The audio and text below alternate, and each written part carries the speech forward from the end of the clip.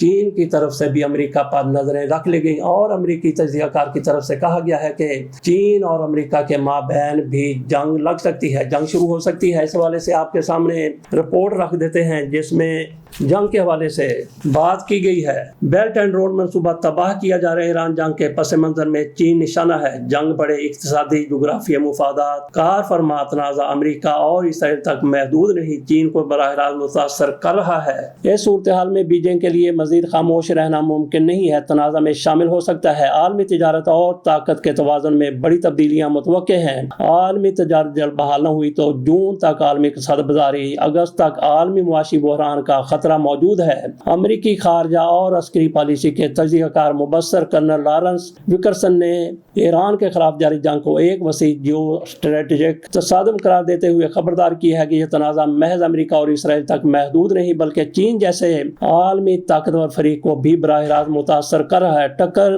Carlsson کے ساتھ interview میں انہوں نے کہا کہ چین کی بیلٹ اینڈ روڈ حکمت عملی، خصوصاً ایران سے گزرنے والا ریلوے نیٹ ورک، اس جنگ کا اہم مگر پوشیدہ ہدف بن چکا ہے، جبکہ اس کے نتیجے میں عالمی تجارت، عالمی مالیاتی نظام اور طاقت کے توازن میں بڑی تبدیلیاں متوقع ہیں۔ ولکرسن کے مطابق چین اس جنگ میں اپنی مرضی سے شامل نہیں بلکہ اسے حالات نے مجبور کیا ہے، کیونکہ اسے اس نوعیت کی جنگ کی پیشگی توقع نہیں تھی۔ تاہم اب جبکہ اس کے اسٹریٹجک انفراسٹرکچر خصوصاً ایران کے راستے یورپ تک جانے والی ریلوے لائن کو نشانہ بنایا جا رہا ہے تو بیجنگ کے لیے خاموش رہنا ممکن نہیں ہے۔ وہ اسے نہ صرف معاشی بلکہ جیو اسٹریٹجک خطرہ سمجھتا ہے۔